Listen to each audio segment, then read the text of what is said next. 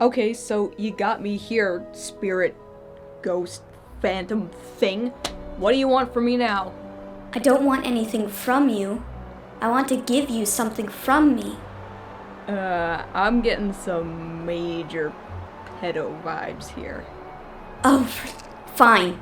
I'll show you who I am.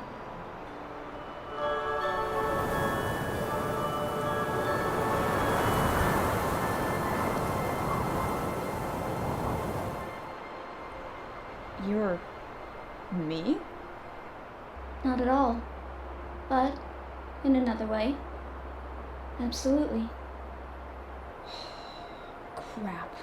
You're one of those spirits. Listen to me. I'm not a spirit. I'm a memory. A memory of... Look, would you just skip all this shit and just give me what you want to give me? Because it's fucking cold out here. Can you even hear yourself? Do you even know how big of a meanie you sound like right now? A meanie? That's right. I'm here to show you something, as well as tell you something.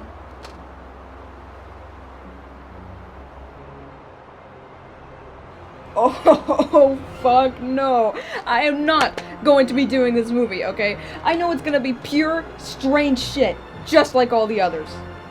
Maybe. Maybe not. Why don't you just give it a chance?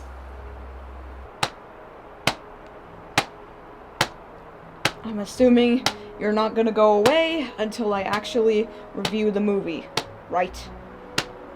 Right. Okay then. 1 sec.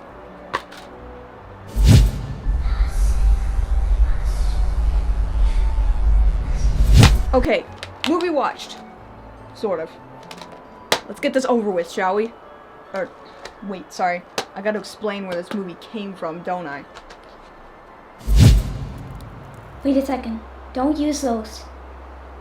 They're evil powers. Yeah, I know. So? Well, what was ever wrong with this?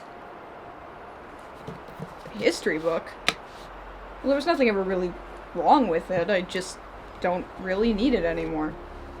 Well, why don't you use it one last time? Give your powers a rest? Okay, fine.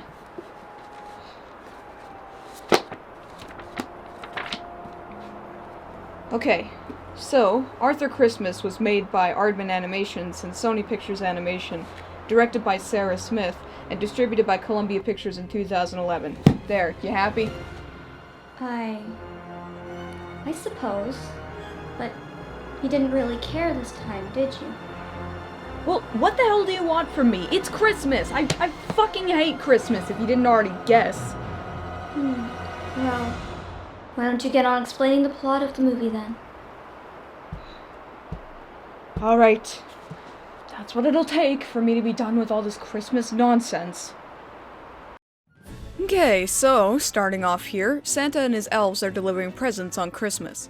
But instead of it being just one fat dude in a sleigh and some vertically challenged Orlando blooms, Christmas is now achieved by a gigantic flying machine with millions of elves who use their inexplicable ninja training to deliver presents to the modern-day world, and a massive base of operations at the North Pole, headed by Steve Claus, the next in line to be Santa Claus. However, the current Santa, Malcolm Claus, decides he doesn't want to retire after his 70th Christmas, severely pissing off Steve. Oh, right, and then there's Arthur Claus, the second son of Santa who works in the mailroom at the North Pole, answering children's letters to Santa. When a present accidentally goes undelivered, Arthur and his 138-year-old grand Santa take out the old sleigh to deliver the present in time for Christmas.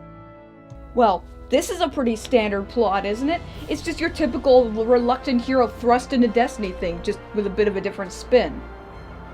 If you look at it that way, sure. But isn't it what this movie does with its standard plot that sets it apart from the others?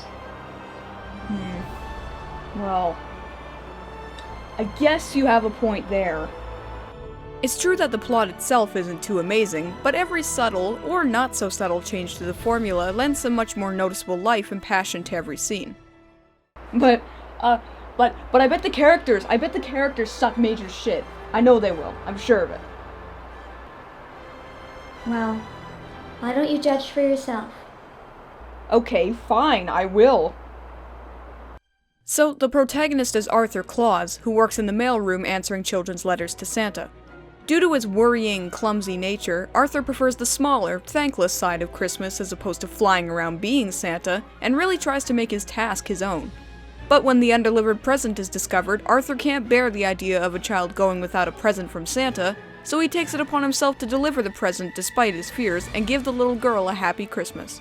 I think what I like about Arthur is that his caring nature is just so genuine that you can kinda just feel it radiating off of him. Even though his task in the mailroom is menial, he still does his duty with a passion and zest that's quite infectious. Even though Arthur is a bit of a bumbler, it never feels forced or stupid, as though they're patronizing him as a character. He's just a worrisome and timid person, but he would never want anyone to be unhappy around him, making him very sweet and endearing. Every fiber of my body is screaming at me to hate Arthur because of his niceness, but I honestly just can't do it. It's against my nature to lie, and I will be completely truthful. Arthur is a real sweetheart. Then there's Steve Claus, Arthur's older brother and next in line to be Santa.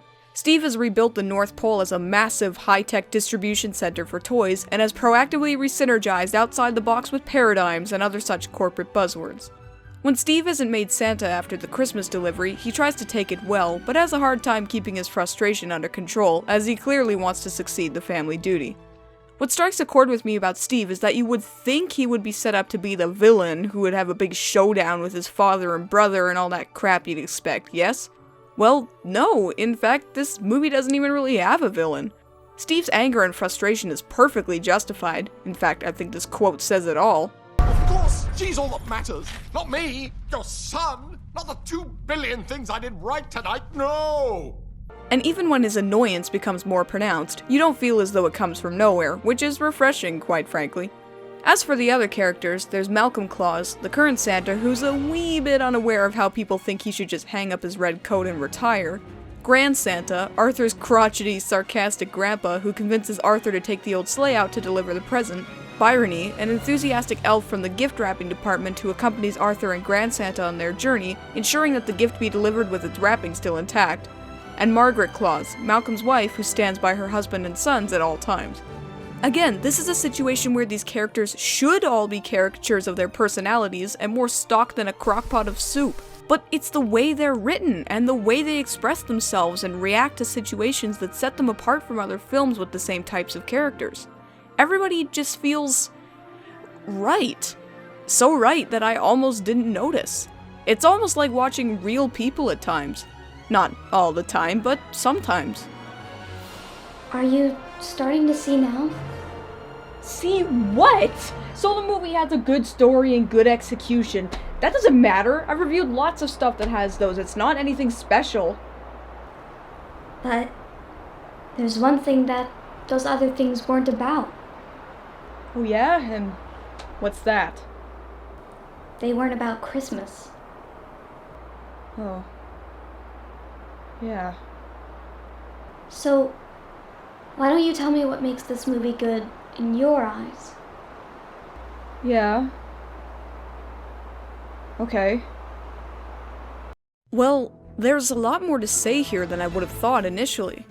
For one, as I said before, this movie has a habit of taking things that should be old and tired and revitalizes them in a way that seems like it's the first take on the concept, and you know that's a sign of good storytelling and good world building. It's got a great sense of humor too, with its quick jabs and witty remarks delivered with near perfect timing. Props to that. Also, holy shit nuggets, just look at how much stuff is going on in this movie. Everything just has this insane amount of energy and speed, but it never stops feeling grounded, in that the characters or situations don't just fly off into crazy land at the drop of a hat. The velocity serves its purpose in the plot as well as the humor, but it knows when to take its foot off the gas and create a nice and slower scene.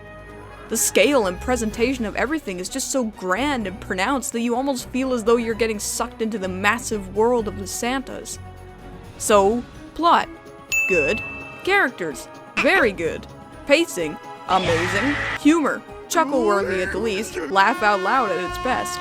But there's something else about this movie that really gets at me, and I'm having a hard time quantifying exactly what it is. From a technical standpoint, it's amazing, but that's not it.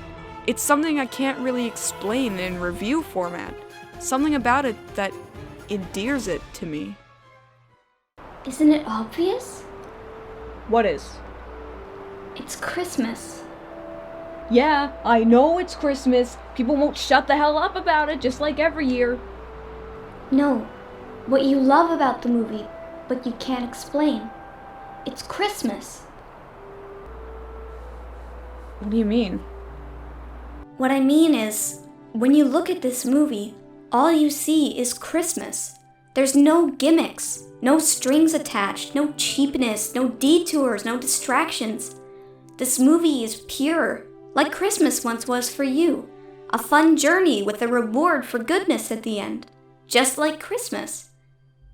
Don't you get it? This is why you hate Christmas now. This is not Christmas to you. Nor is this. Not even this. This.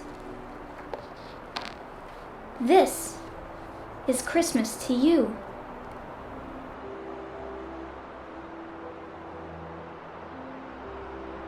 This is your Christmas.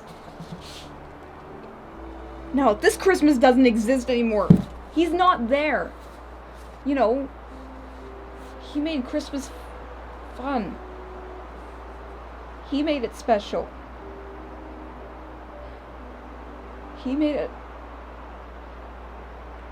It was worth it because of him. But you don't want to remember it now, because it makes you sad. Well, how could things ever be the same? Every time I try to have fun on the holidays, I remember what I don't have anymore. And it ruins it for me. Then don't remember what you don't have. What? Celebrate what you do have. Everything you've made with your life, and everyone in it. They're what's worth celebrating. But I miss him. I know you do, and you always will. But remember how much he loved Christmas, and how much he made you love Christmas. Don't you think he would want you to have a happy Christmas? Don't focus on what makes Christmas terrible. Go looking for the things that make it good to you. And maybe put in a little more effort to make yourself smile, instead of just smiling because the world tells you to.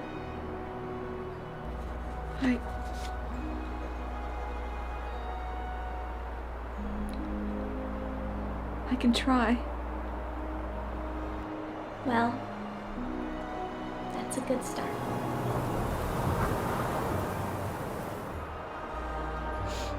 Make an effort. Right. Okay. So, there are bad things to say about this movie, but they're so small and insignificant that I don't think it's really worth it. I mean, it's Christmas. I think I'm just gonna let those nitpicks slide. So, all I can say is just thank you, Arthur Christmas, for showing me how to love Christmas again. And I give you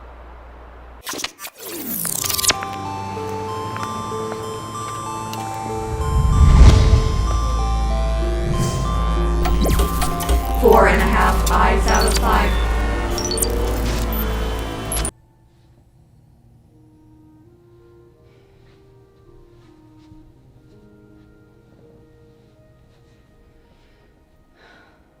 She was right. I was right. I think I can focus on what I do have, everything here, instead of what I'm missing during Christmas. And I still stand by the idea that you don't have to be happy at Christmas, but I think maybe I could try harder next year to be happy. Or, maybe I could start now. But how do I do that now? I mean, it's already Christmas. well, I guess this is all I can do now. Have yourself a merry little Christmas. Let your heart be light. From now on, our troubles will be out of sight.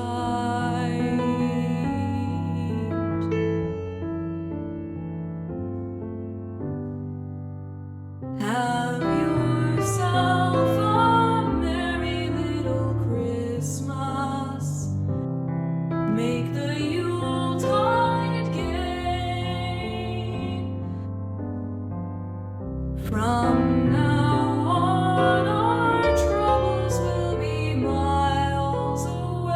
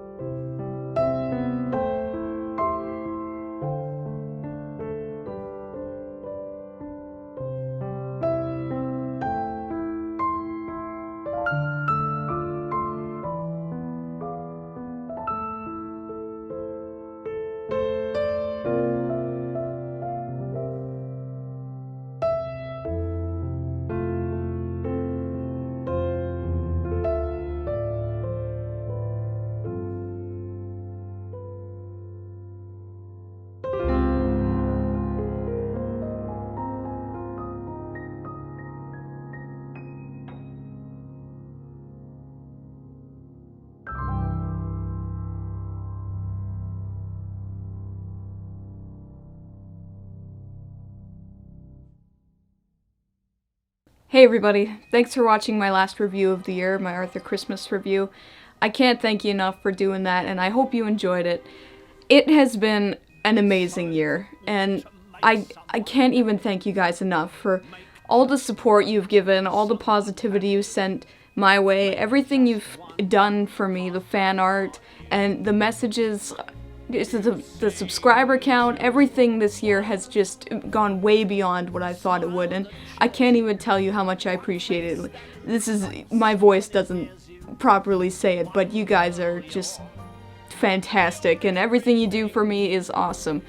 And I've had so much fun this year doing what I love to do, which is being creative and being able to make the show, and you guys make me able to do that. So you guys are helping me live out my dream, and I can't even thank you enough for that. And I can't wait till 2016 to make more stuff, but unfortunately I am pretty burned out right now, and I do need a break, so I am going on a 3-week hiatus after this episode is finished, just so I can regroup, watch some more material for the show, and just chill, cause yeah, it's been a pretty stressful last month, what with losing the So You Want to Be a YouTuber contest, not being able to get a new house, and just a bunch of stuff piled up all at once. So, just not feeling my best right now, so I just need a break, and I hope you understand that I will be returning to do more content, and I'll be doing it with a smile on my face. And the first review of the year is going to be something you guys have been asking me to do for a long time, so mark your calendars, it's going to be cool. So again, thank you everybody for everything you've done for me, for watching, for commenting on my videos, for all your suggestions, for liking and sharing, and most of all subscribing. Every subscriber that comes on my channel and subscribes, I really do get a big smile on my face every time someone new subscribes. It's not like just dropping water drops into a bucket of water. What the fuck am I saying? It's significant to me, is what I'm trying to say. So if you subscribe to my channel, I see it, and I appreciate it greatly. So, just thank you, everybody. And I hope you guys have a Merry Christmas, and a Happy New Year, and all that good shit. And I will see you in 2016 for another great year, probably even better than this one. Thank you guys, and I'll see you later. Don't forget to like, share, and subscribe if you like this episode. And thanks again for watching, everybody. It's been a great year, and I can't wait to have another great one in 2016.